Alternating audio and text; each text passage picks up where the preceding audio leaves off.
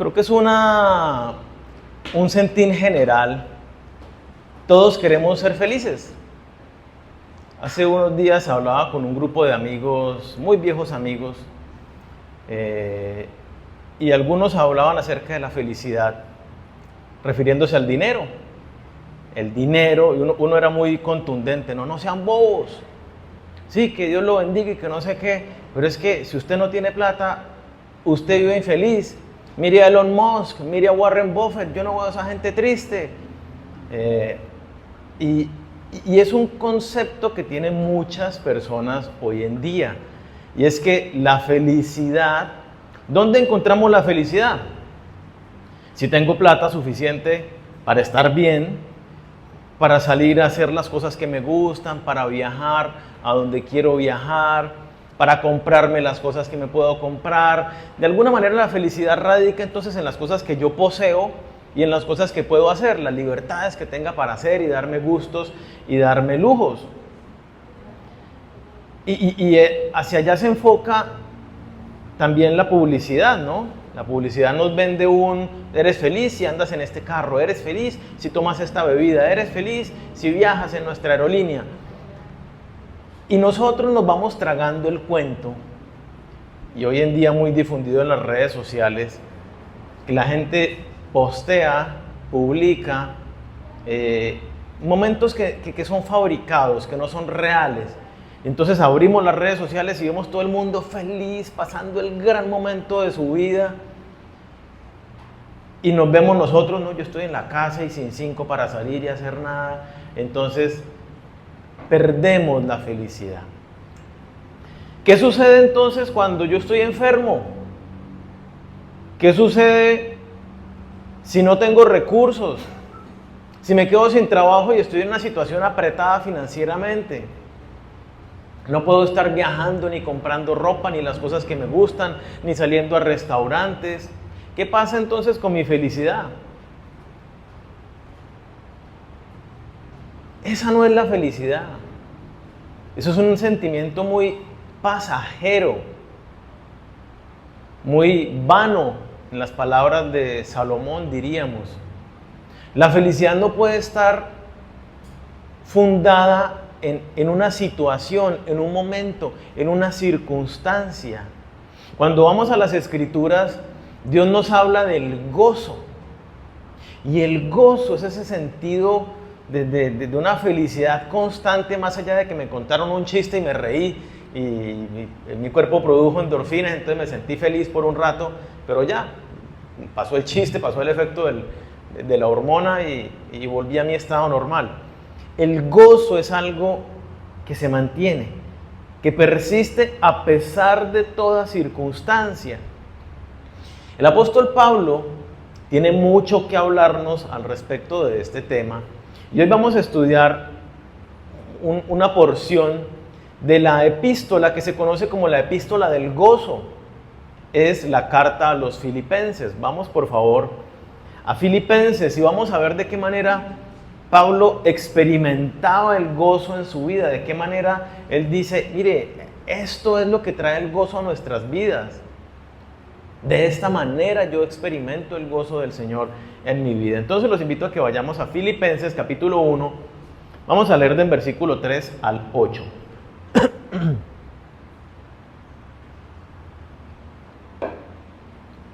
Dice, él primero hace el saludo, ¿no? Yo como siervo de Cristo, bendición, bueno. Y luego habla esto. Doy gracias a mi Dios siempre que me acuerdo de vosotros, orando siempre con gozo en cada una de mis oraciones por todos vosotros, por vuestra participación en el Evangelio desde el primer día hasta ahora, estando convencido precisamente de esto, que el que comenzó en vosotros la buena obra, la perfeccionará hasta el día de Cristo Jesús. Es justo que yo sienta esto acerca de todos vosotros, porque os llevo en el corazón, pues tanto en mis prisiones como en la defensa y confirmación del Evangelio, todos vosotros sois participantes conmigo de la gracia.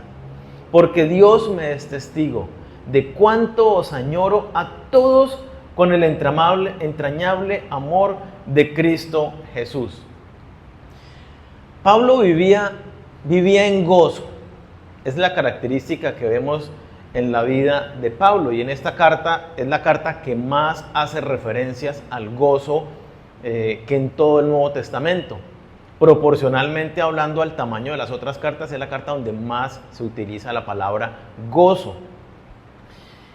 Hay diferentes llamados a vivir gozosos, hay diferentes pasajes donde nos habla de la manifestación del gozo, pero nosotros tenemos que recordar un poco la vida de Pablo.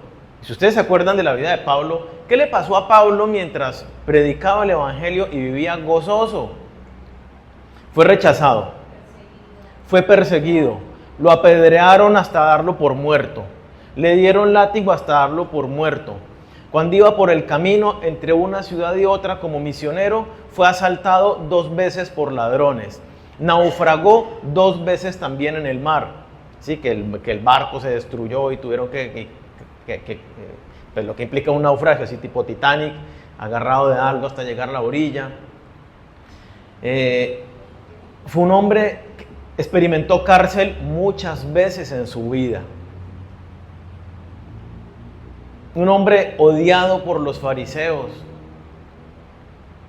Y este hombre es el que nos habla del gozo. ¿Cuáles eran las circunstancias que él atravesaba? Persecución. Enfermo toda la vida con una enfermedad que Dios no le quiso quitar, ¿no? Que él dice, le he pedido a Dios varias veces que me quite la enfermedad y Dios me dijo, no, bástate mi gracia, mi poder se perfecciona en tu debilidad. Y entonces Pablo dice, tengo un mensajero del enemigo, esta enfermedad, que me obliga a estar dependiendo del Señor, a humillarme delante del Señor, para que yo no me crea la gran cosa por todo el conocimiento que Dios me ha dado acerca de Él. Es lo que dice Pablo. ¿Cómo muere Pablo? ¿Feliz de viejito en su cama predicando la palabra de Dios? No. El emperador Nerón, en un periodo que él está de cárcel allí en la ciudad de Roma, su segundo encarcelamiento en la ciudad de Roma, es decapitado. Nerón lo manda a decapitar y Pablo muere decapitado. Así terminó este hombre que vivió una vida lleno de gozo, en persecución, enfermo, en cárcel, en una tras otra, tras otra, tras otra. ¿Por qué Pablo vivía gozoso toda su vida? Gálatas 5:22 nos dice que el fruto del Espíritu Santo es gozo.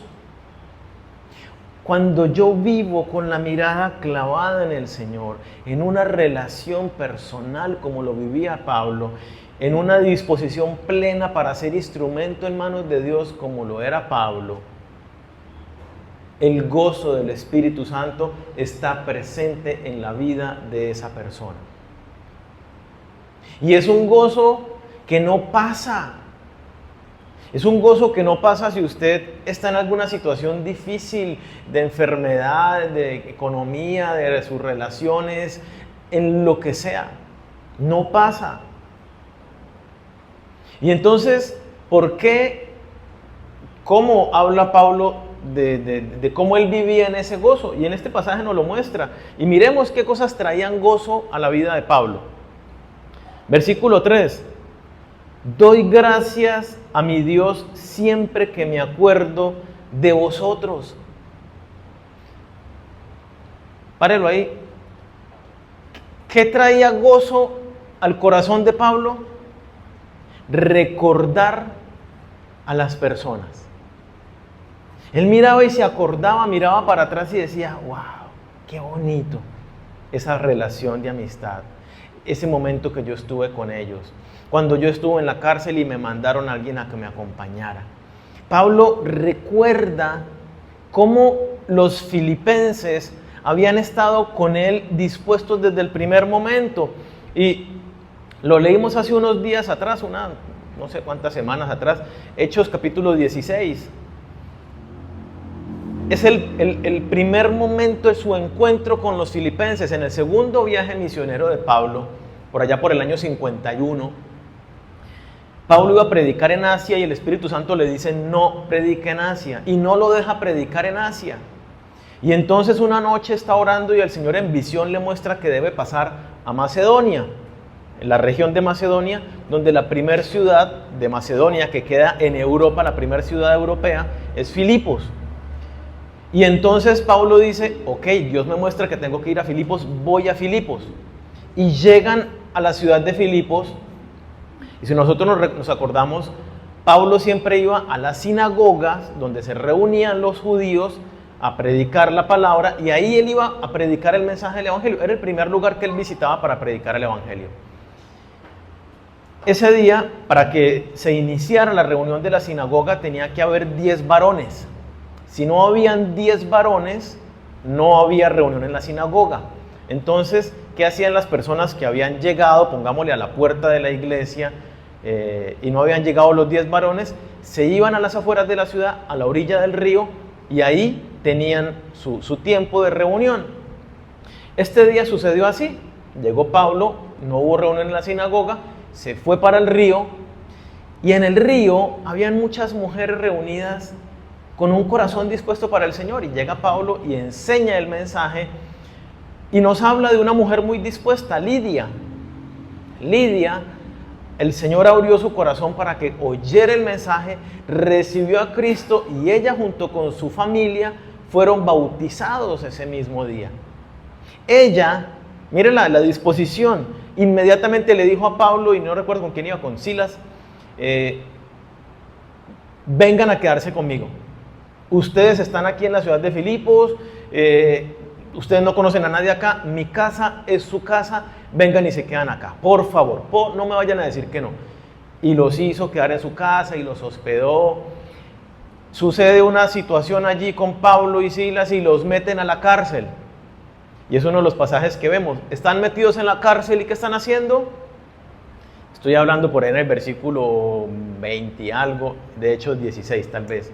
Y están metidos en la cárcel y empiezan a cantar y alabar al Señor en medio de la cárcel. Ellos cantando con gozo, ahí todos encadenados y cantándole al Señor muy gozosos. Y el Señor hace un acto milagroso muy bonito. Y como consecuencia de ese acto milagroso, el carcelero y toda la familia y todos los sirvientes de la casa del carcelero reciben a Cristo esa noche y son bautizados también. Eso sucede solo en un par de días en Filipos. Ellos se quedan ahí, enseñan a las personas y luego se van. Pablo recuerda todas esas cosas desde el primer momento. La amabilidad que ellos tuvieron de qué es en mi casa, el cuidado que tuvieron después de acompañarlo en todas las luchas de Pablo. Esta carta la escribe 10 años después de este momento, en el año 61. Han pasado ya 10 años desde el primer encuentro de Pablo con los filipenses. Y entonces les dice, caramba, yo me gozo de pensar en ustedes.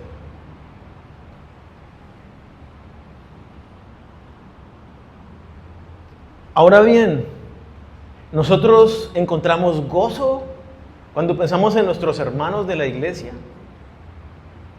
Encontramos gozo cuando pensamos en aquellas personas que nos compartieron el evangelio, que nos han discipulado, enseñado, acompañado en nuestro crecimiento a lo largo de los años.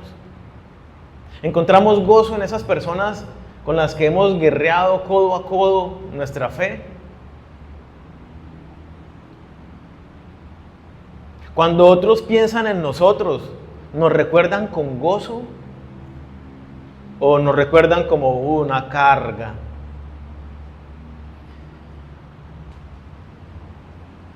Esa actitud de poder querer mirar atrás y pensar en lo bueno, porque es que este gozo no impide que veamos las imperfecciones de nuestros hermanos.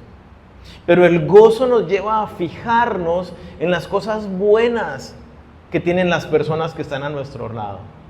El que no tiene gozo en su corazón, tiene un espíritu más bien de crítica, de señalamiento, de juicio. Ay, pero fulanito, ay, pero es que no sé qué, pero es que no hace, pero es que como dice, pero es que... El que tiene gozo en su corazón tiene una perspectiva positiva y ve las cosas de esa manera que su corazón se goza. El Espíritu Santo impulsa al creyente al amor, a ver al hermano en lo que Dios está haciendo en su vida y no lo que aún le falta por crecer. Teniendo compasión del otro, aceptando con amor las imperfecciones, las debilidades del carácter de la otra persona. Y me gozo por quien es, por lo que hace, por su intención, aunque falle y lo que sea. Una persona que siempre se fija en lo negativo, en las fallas, en los defectos, los desaciertos, no es una persona controlada por el Espíritu Santo. Salvo que me esté fijando en los míos, ¿cierto? En mis fallas, en mis desaciertos, para poder arrepentirme y trabajar enfocado en lo que debo mejorar. Pero si yo soy una persona enfocada en las fallas y en los desaciertos de los demás, claramente no soy una persona dirigida por el Espíritu Santo.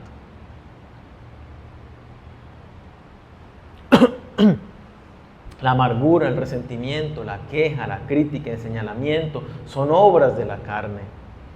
Entonces, aquí en este punto nos dice Pablo, o nos dice la palabra, que el gozo de Pablo en buena parte estaba en la manera como él veía a las personas y cómo las recordaba en su caminar. Él ve a los filipenses y dice que se mantienen fieles, 10 años y ahí están marchando derechito, compartiendo el evangelio, sirviendo, dispuestos a jugársela tal y como yo me la he jugado, ni más ni menos. Entonces, que podamos tomar el ejemplo de Pablo, que podamos tomar el ejemplo de los filipenses, de cómo su conducta era de gozo, era de aliento, de refrigerio para la vida de Pablo en medio de sus prisiones y persecuciones. El Espíritu Santo nos dirige a mirar lo bueno en nuestros hermanos. Y si vemos algo malo y el Espíritu Santo nos muestra algo malo, es para que oremos y busquemos en sabiduría y amor y mansedumbre el cómo ir a mi hermano y hacerle entrar en razón para que se arrepienta y vuelva al camino de Dios.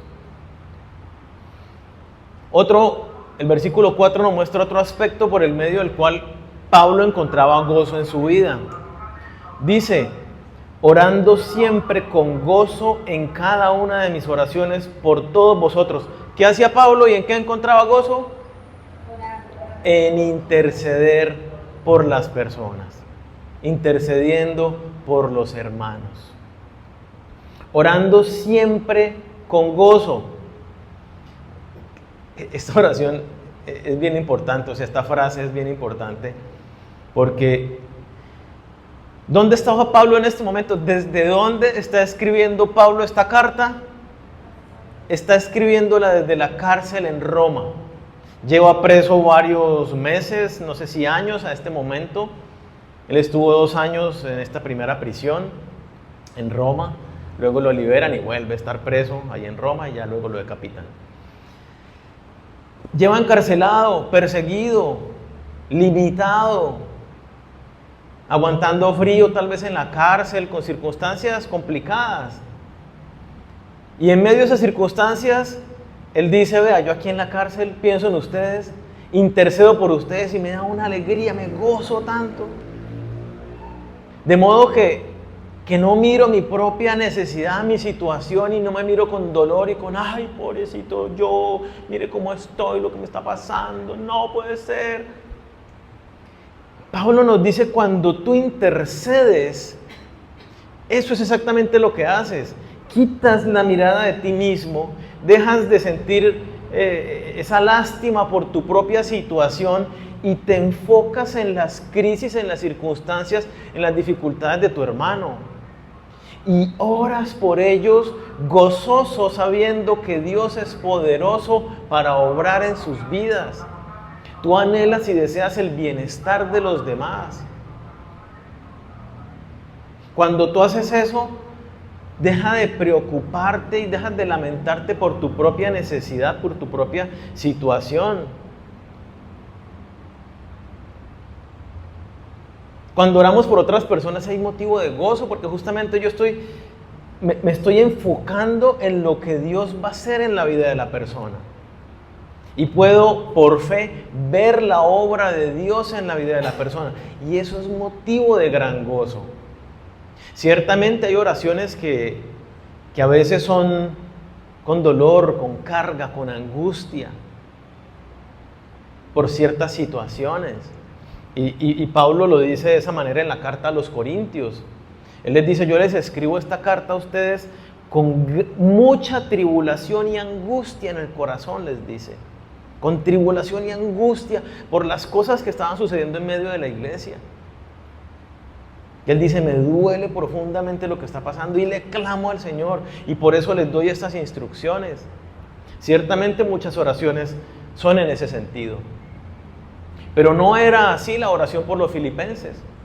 La oración por los filipenses era llena de agradecimiento, llena de gozo por la vida de ellos, por lo que Dios estaba haciendo en sus vidas, por lo que Dios iba a hacer en sus vidas. Cuando vivimos llenos del Espíritu Santo y por lo tanto del gozo que trae esa llenura del Espíritu Santo, ¿saben una de las características? No nos miramos a nosotros mismos. No nos centramos en nosotros mismos, porque eso nos hace egocentristas, orgullosos, egoístas. El Espíritu Santo nos lleva a mirar a mi hermano, su necesidad, su situación, y tenderle una mano. Pero yo mismo estoy en necesidad. Pero el gozo que experimento en el Espíritu Santo me lleva a tenderle una mano en amor al otro. Mientras tanto, el Señor va obrando en mi vida. Yo me ocupo de lo que Dios quiere, Dios se ocupa de lo mío. Es lo que dice Mateo 6:33, entre otros pasajes. Busque primeramente a Dios y su reino, y todas las demás cosas vienen por añadidura. Usted ocúpese de lo que Dios quiere y Él se ocupa de usted. Entonces, orar. ¿Usted ora por sus hermanos? ¿Oran por sus pastores? ¿Por los líderes? Orar. ¿Oran por aquellas personas que les compartieron el Evangelio en acción de gracias, pidiendo al Señor que los siga bendiciendo? Hay gozo en eso. Miren lo que dice Filipenses 2:4, ahí mismo el libro de Filipenses, pasando la página. No mirando cada uno por lo suyo propio, sino cada cual también por lo de los otros. Es lo que Pablo está hablando. Hay gozo cuando nosotros miramos a los demás para preocuparnos por el bienestar del otro, por nuestro hermano, y tenderle una mano, estar allí con él, para él. El egoísmo, el ego, el orgullo es síntoma de carnalidad.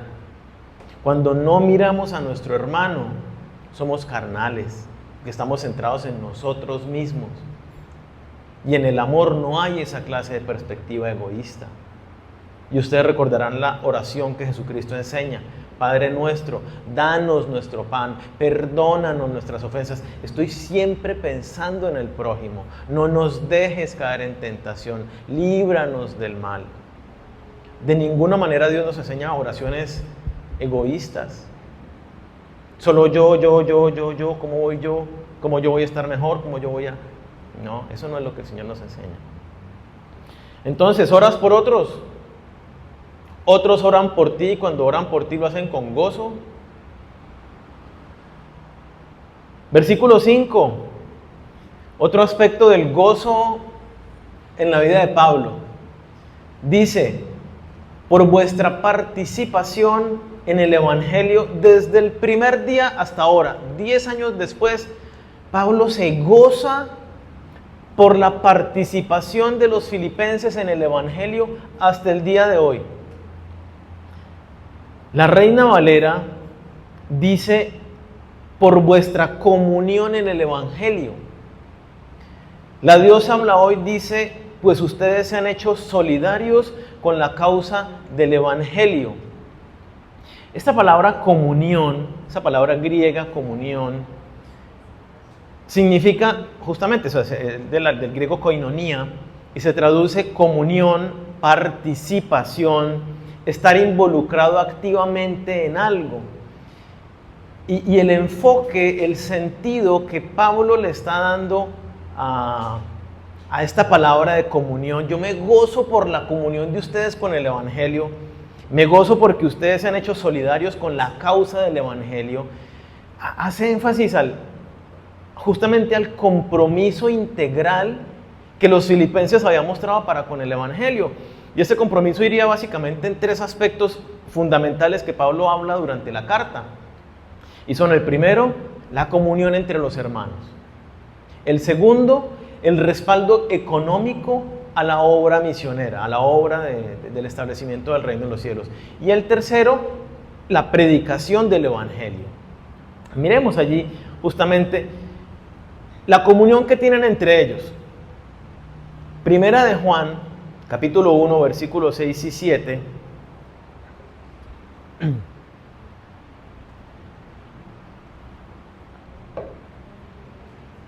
Primera de Juan 1, 6 y 7 dice: si decimos que tenemos comunión con Él, con Dios, es decir, si yo digo yo tengo comunión con Dios y ando en tinieblas, miento.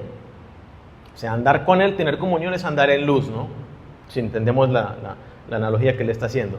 Ando en tinieblas, pues yo miento y no practico la verdad. Pero si andamos en luz como Él está en luz, si estoy conectado con Dios, Él es la luz, si yo estoy en luz, tenemos comunión unos con otros. Y la sangre de Jesucristo, su Hijo, nos limpia de todo pecado. En otras palabras, si yo estoy teniendo comunión con Dios, de manera natural, yo tengo comunión con mis hermanos. Si lo pongo viceversa, si usted no tiene comunión con sus hermanos, usted entonces está mintiendo si cree que está teniendo comunión con Dios. Eso es lo que dice el pasaje. Si usted no tiene comunión con sus hermanos, usted no está en luz. Y si no está en luz, pues obvio, está en tinieblas. Y el que está en tinieblas no está en comunión con Dios. Eso es lo que dice el pasaje. Si tienes comunión con Dios, tienes comunión con tus hermanos. Si no tienes comunión con tus hermanos, tu comunión con Dios no está como debiera estar. Eso es lo que está diciendo el pasaje. Y entonces, Pablo está reconociendo, y lo reconoce a lo largo del libro de los Filipenses, cómo era la unión que tenían los filipenses. Allí ellos experimentaban un verdadero gozo en esta unión, en esta amistad con Dios en primera instancia, pero también en estar compartiendo con los hermanos. ¿Cómo somos pulidos? ¿Cómo somos perfeccionados? ¿Cómo somos afilados nosotros los cristianos? Con el trato con nuestros hermanos. Hemos recibido dones de parte de Dios, y dice la palabra muy claramente, para que los pongamos al servicio de nuestros hermanos para la edificación de la iglesia. Así como yo pongo al servicio lo que Dios me ha dado, enseñando la palabra para la edificación, cada uno tiene algo para poner para el servicio, para que seamos edificados los unos a los otros. Si hay discusiones, si hay dificultades, ¿qué está haciendo Dios en medio de nosotros? Probándonos para perfeccionarnos. Uy, que es que hay un hermanito que lo saca la impaciencia a todo el mundo. Gloria a Dios por ese hermanito que a todo el mundo le saca la chispa, porque ese hermanito es el que va a hacer que usted aprenda paciencia. Ese hermanito es el que le va a enseñar a usted a ser humilde y considerarlo a él también como superior a usted mismo, como nos enseña la Escritura. Ese hermanito es el que le va a ayudar a usted a soportar las ofensas. Si no pasa nada en su vida, pues usted dice, pues es en medio de esas situaciones que el Señor nos va perfeccionando. Y ahí vamos encontrando el gozo en medio de nuestra vida. Salmo 133, versículo 1, y luego me salto al último pedacito del versículo 3. Dice: mirad cuán bueno y cuán delicioso es habitar los hermanos juntos en armonía, porque allí envía Jehová bendición y vida eterna. Hay gran gozo en la comunión en medio de los hermanos, una comunión genuina en amor, transparente, donde me intereso por los hermanos. Y Pablo se está gozando porque cuando piensa en la iglesia de Filipos, ve esa comunión en medio de la iglesia. Y dice, yo me gozo por la hermandad que ustedes tienen entre sí.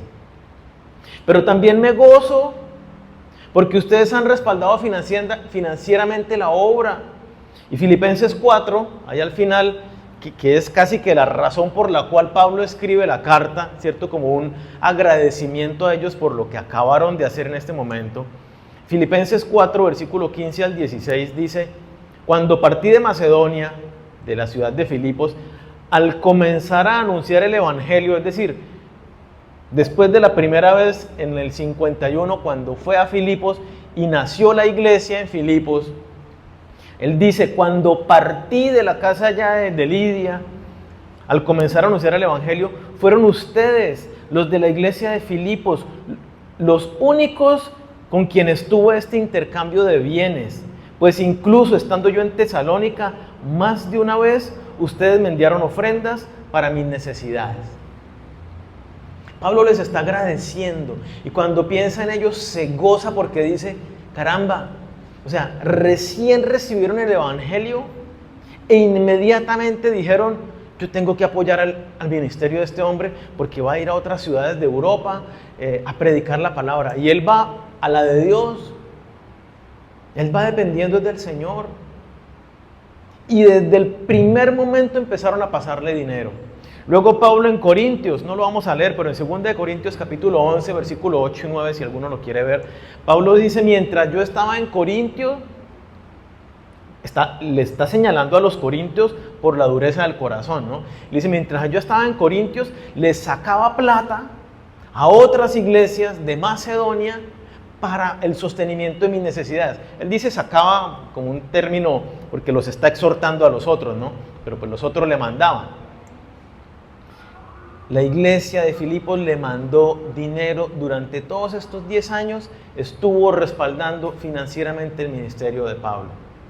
Y ahí mismo, ahorita, 10 años después, en el 61, estando él en la cárcel, no solo le envían dinero, sino que envían un hermano, envían a Epafrodito con una ofrenda para suplir las necesidades de Pablo mientras está en la cárcel y que Epafrodito lo acompañe también y lo ayude en el ministerio en lo que él necesita. Y lo dice, versículo 18, ahí en Filipenses 4, acuso, recibo de todo. Muy formal él, no. Acuso, recibo de todo. O sea, me llegó la platica que me mandaron, está diciendo. Acuso, recibo de todo y hasta tengo de sobra con lo que me enviaron por medio de Epafrodito, tengo más que suficiente. Lo que me enviaron fue como una ofrenda de incienso perfumado, un sacrificio que Dios recibe con agrado.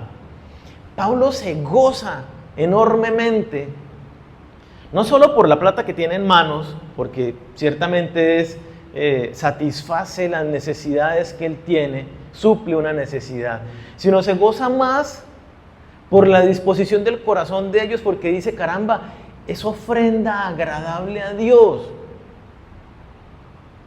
Él entiende, los filipenses así lo entienden, y es necesario que nosotros lo entendamos. Ese respaldo al ministerio a través de los diezmos y ofrendas es algo que se hace de corazón, primero para agradar a Dios, porque es su reino, es su propósito, es el plan para el cual mandó a Jesucristo y al cual nos manda a nosotros, todos los cristianos, el establecimiento de su reino. Me gozo por el corazón que ustedes tienen de darle a Dios la prioridad. Eso es lo que está diciendo Pablo aquí. Y el otro aspecto que dice Pablo es, caramba, ustedes están comprometidos igual que yo con el predicar el evangelio a toda criatura. Al que se encuentren donde se lo encuentren, le van predicando el evangelio. Integralmente ustedes están comprometidos, teniendo comunión los hermanos, apoyando con finanzas el ministerio y evangelizando. Ustedes mismos son unos hacedores de discípulos y me gozo enormemente por eso. No sé si ustedes han tenido, espero que todos y cada uno lo hayan tenido y lo estén teniendo frecuentemente, el gozo que uno experimenta cuando una persona se arrepiente y nace de nuevo por medio de la fe en Jesucristo. Cuando uno acompaña a una persona a predicarle el Evangelio y esa persona decide creer, depositar toda su fe en Jesucristo, el gozo que uno experimenta, miren, es tanto así que dice la Escritura que los ángeles lo celebran en el cielo cada vez que una persona se arrepiente y pone su fe en Jesucristo. Como siervos del Señor, llamados a predicar el Evangelio a toda criatura, y ese llamado no es para los pastores, es para todos los hijos de Dios. Una de las cosas que más llena de gozo nuestra vida es compartir el Evangelio a otra persona. Hay gozo. ¿Por qué? Porque entendemos que esa persona ya no está condenada a una eternidad en el infierno, sino que ahora tiene la esperanza de la eternidad con el Señor. Es un cambio tan radical, tan trascendental en la vida de la persona. Es un acto muy pequeño que uno hace, pero que tiene consecuencias eternas. Por favor, que tomemos el ejemplo de los filipenses y que cada uno de nosotros haga ese compromiso con el Señor de predicar el Evangelio a tiempo y fuera de tiempo, llevar el mensaje a toda persona que se nos atraviese en el camino, que estemos orando para que Dios nos ponga personas.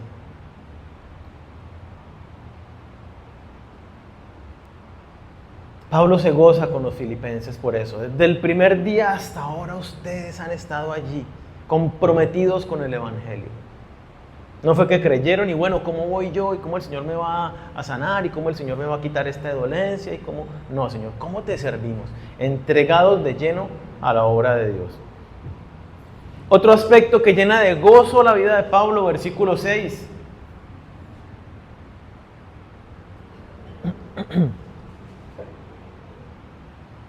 Dice, estando convencido precisamente de esto, que el que comenzó en vosotros la buena obra, la perfeccionará hasta el día de Cristo Jesús.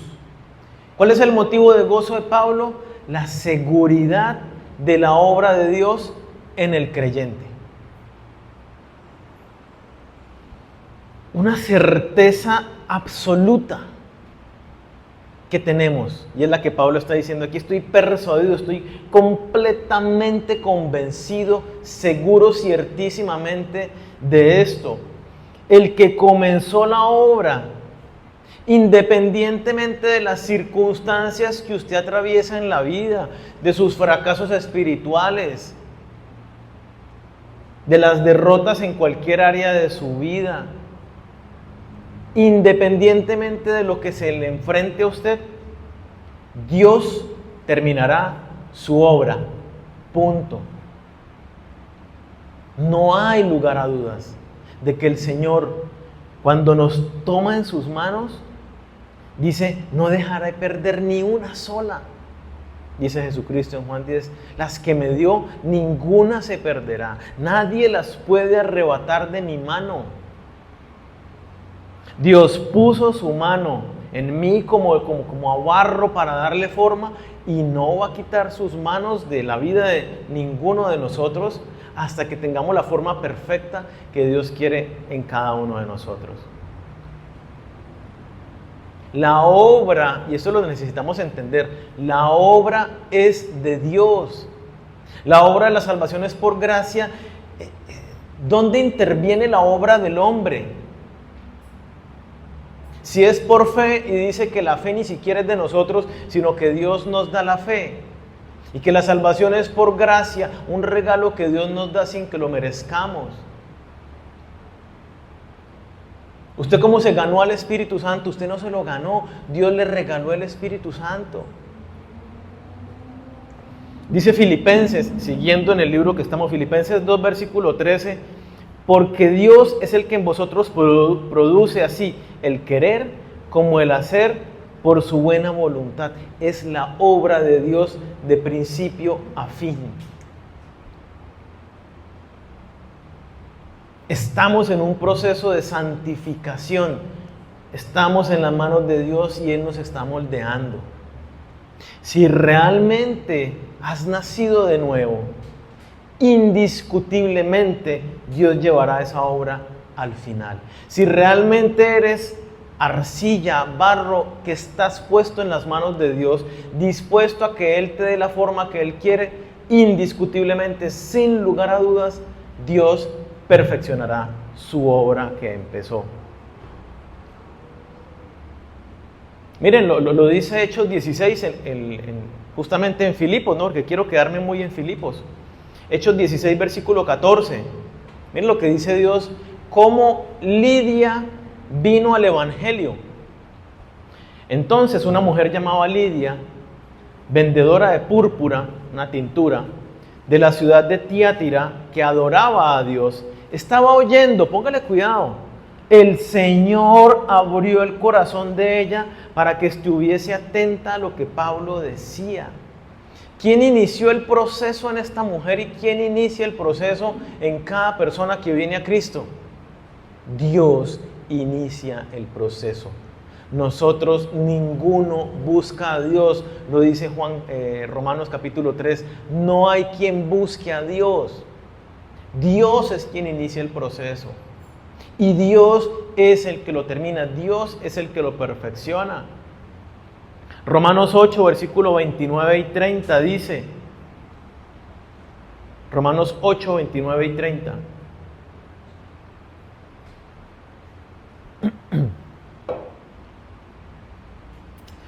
Porque a los que antes conoció, también los predestinó para que fuesen hechos conformes a la imagen de su Hijo, para que Él sea el primogénito entre muchos hermanos. A los que predestinó, a estos también llamó.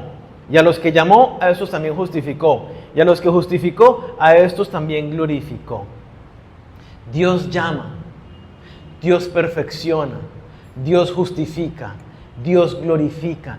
Es la obra enteramente de Él. Toda la gloria es para Dios. Nosotros no nos quedamos con un pedacito de la gloria. No es que yo hice un poquitico, yo sí aporte. Ninguno de nosotros. Es la obra entera de Dios, de principio a fin. Y entonces esto es glorioso porque cuando nosotros pensamos en nuestras circunstancias temporales, difíciles, complicadas, de dolor, de angustia, pero miramos al futuro, ¿qué sucede en nuestro corazón? ¿Cómo nos vemos? Perfectos. Dios habiendo acabado su obra en nuestras vidas. Cierra los ojos un momento e imagíneselo. Usted está, y ahí como lo dice, para el día de Cristo Jesús. Dios ya se ha encontrado con usted. Y en ese momento su naturaleza pecaminosa y su cuerpo corrupto se ha transformado en un cuerpo y una naturaleza incorruptible. Dios ha perfeccionado su obra y ahora tú estás con Él por la eternidad, experimentando su paz absoluta por los siglos de los siglos. Cuando tenemos esta perspectiva de lo que está diciendo Pablo, yo los miro a ustedes y veo las situaciones difíciles, pero me gozo tanto porque sé que el Señor está obrando en ustedes.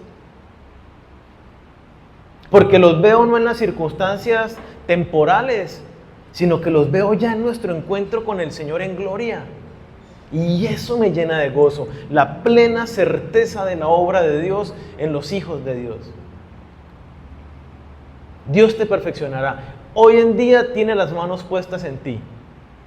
Y te está perfeccionando, te está purificando, te está limpiando y santificando. ¿Cómo lo hace? Por un lado, a través de la enseñanza de la palabra. Tú vas aprendiendo, vas renovando tu manera de pensar y vas siendo conformado, como lo veíamos en Romanos, a la imagen de Cristo Jesús. Ese es el modelo, vamos siendo parecidos a Cristo Jesús. Pero el otro es a través de las pruebas y las dificultades. Un músculo crece porque hay resistencia, hay oposición, hay dolor en un músculo que está creciendo. Nosotros crecemos en la semejanza a Cristo cuando enfrentamos padecimientos y dolores y circunstancias que no nos gustan. Y en medio de ellas dependemos del Señor. Y como Job, caemos de rodillas y decimos: Señor, no entiendo, pero sé que tú tienes un propósito con esto. Bendito sea tu nombre. Abre mi corazón, abre mi entendimiento. Y permíteme ser formado como tú quieres formarme. Entonces, gocémonos en la plena certeza de la obra que Dios hace en nuestras vidas. Nos está llevando por un camino de perfeccionamiento y estaremos en gloria, en la gloria del Señor, con un cuerpo y una naturaleza transformada, incorruptible, sin pecado.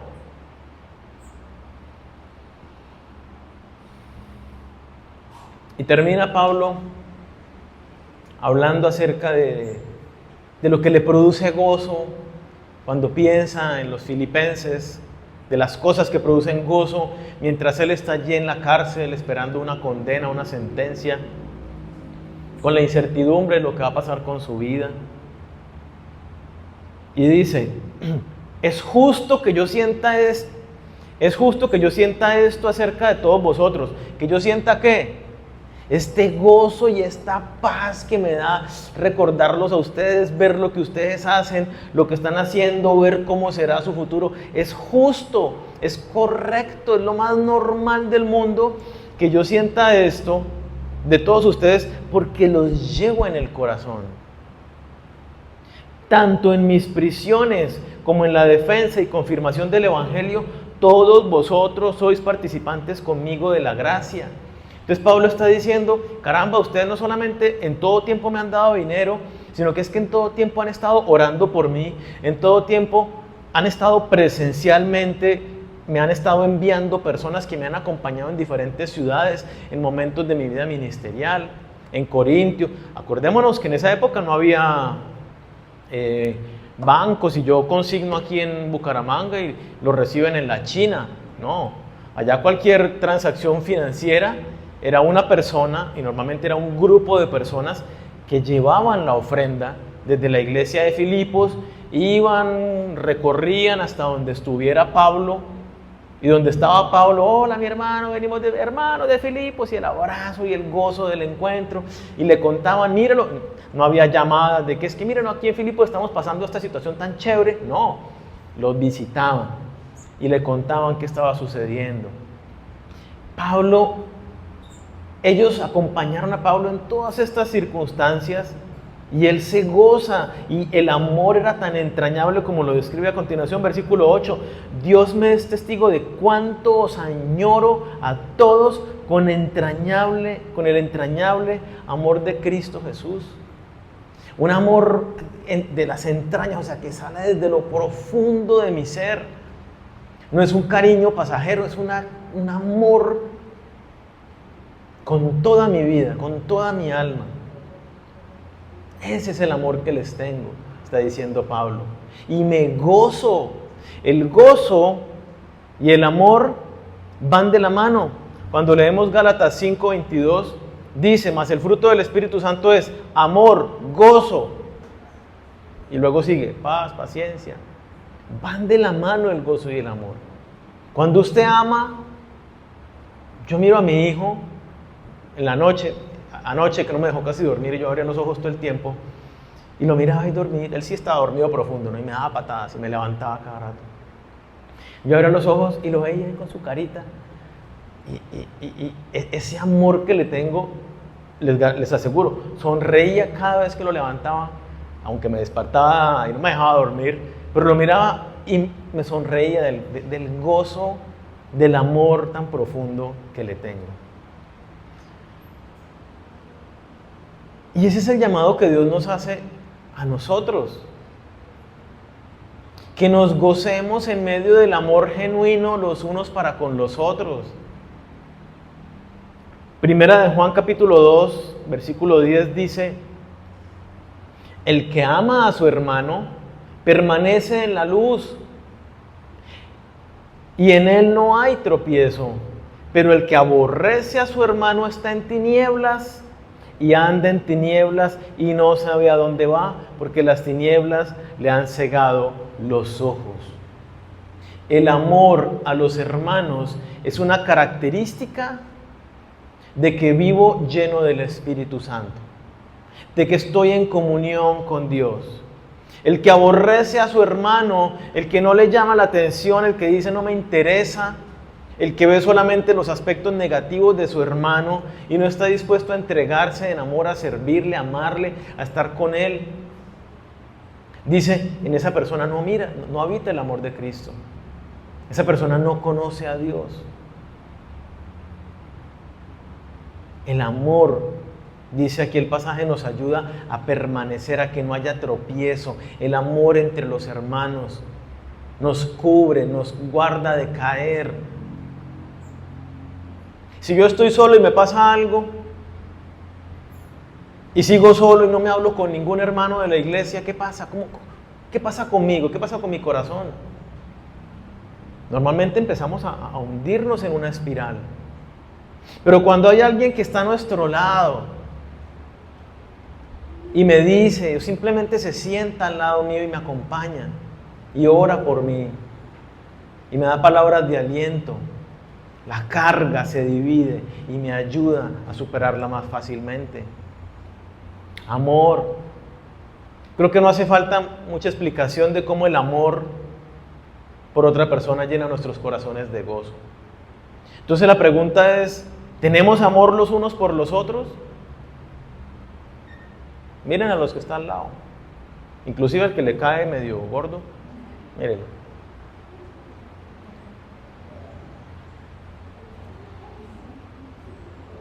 Ahora piense un momento, ¿yo los amo? Y no es para que me digan, sí, yo los amo. Porque el amor implica, la palabra dice, ¿no? Que nos amemos en hechos y en verdad. Hola, ¿cómo estás? Oye, ¿no viniste el domingo? Te extrañamos. ¿Estás bien? ¿Estás enfermo?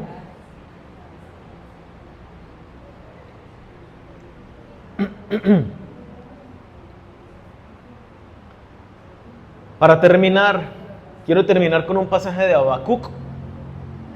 Habacuc, capítulo 3, versículos 17 y 18.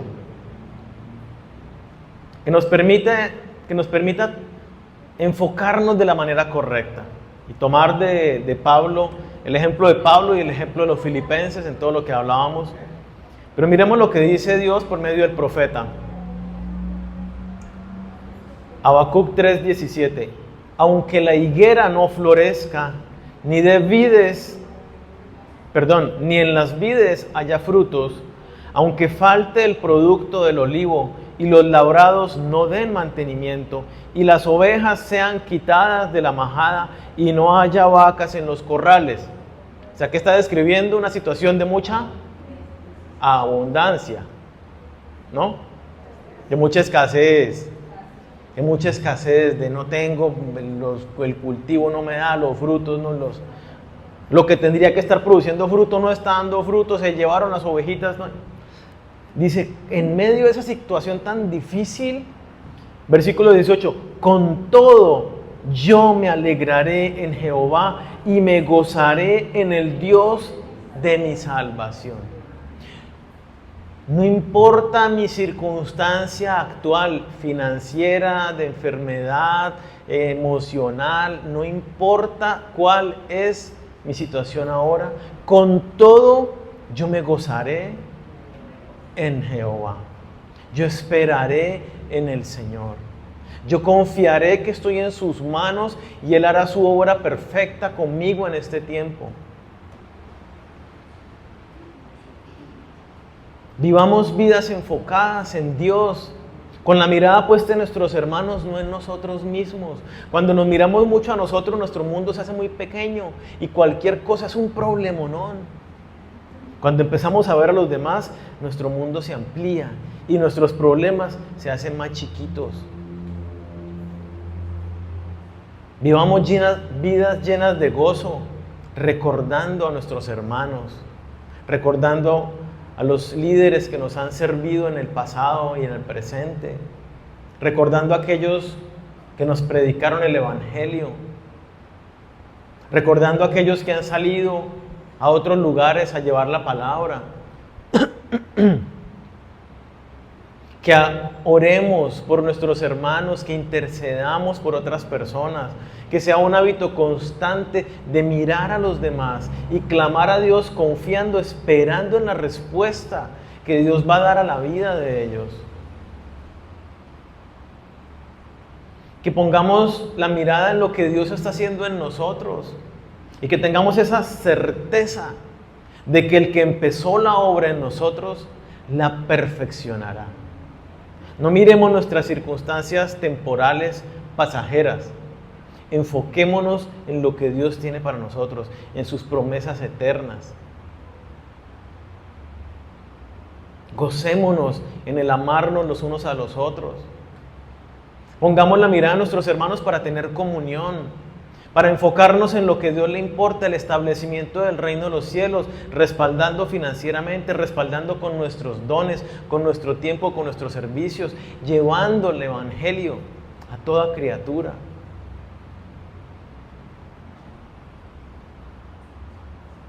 Oremos.